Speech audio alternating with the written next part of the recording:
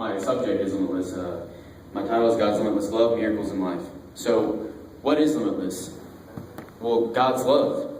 One of today's most quoted verses, John 3:16, says, "For God so loved the world that he gave his only begotten Son. For whosoever believes in him will not perish but have everlasting life." I don't know about you, but to me that's limitless love.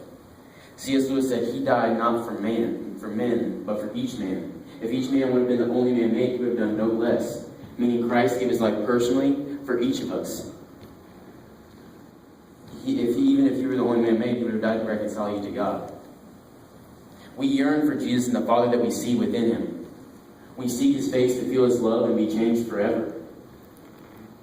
God's love is limitless. God's grace is limitless. God's knowledge and power is limitless. One drop of Jesus' precious blood can save a world of sinners. When he formed man out of clay, already knowing that man was going to sin, but he loved us before we even knew what good and bad was. Still, he created man being unending in his love. God's love is astronomically immeasurable. All he wants back from us is to love him wholeheartedly. Miracles. The world sees miracles from God as something of the past, because the world has gave up on the limitless, relentless, and not stopping until something happens, persistent praying that it takes for God to respond to a miracle. Psalms 46:10 says, "Be still and know that I am God. I will be exalted among the heathen. I will be exalted in the earth." The world tends not to listen to God's still small voice and close their ears. So open your eyes to see the limitless path God has planned for you. Close your mouth and stop the movement of your tongue. And lastly, open your ears to hear and listen to the voice of God, and he will speak a limitless miracle into your life. This is a story of a life without God. Life starts out limited and ends limited. Life begins with a limited time you have in your mother's womb. After you get out of the hospital, your parents put you in a car and take you home, which, not to mention, has a time limit on it.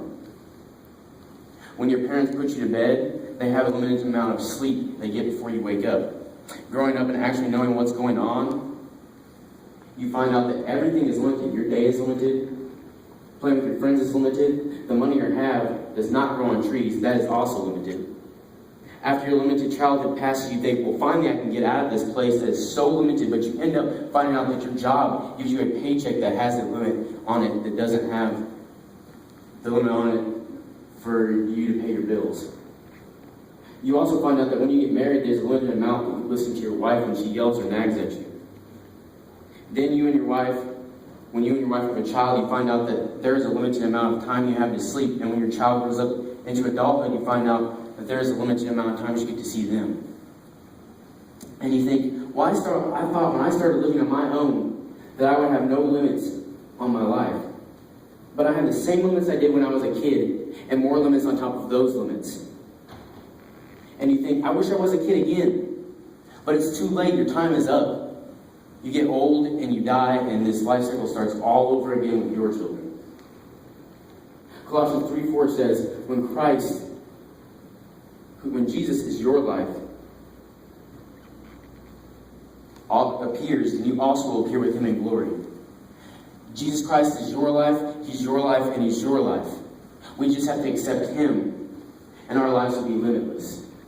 So, let's talk about that limitless life. The word life is mentioned numerous times in 52 books of the Bible, but what does this mean? It means God is life. Without him we are nothing, and we are dead. In Ecclesiastes 1:2, King Solomon said, "Meaningless, meaningless, says the teacher, utterly meaningless. Everything is meaningless." If you go on to read in the rest of Ecclesiastes, you'll find out that without God in control of your life, then life is meaningless. But with him, we are alive and limitless. In the book of John, God says he is the way, the truth, and the life. This life is meaningless compared to the one God has planned for us.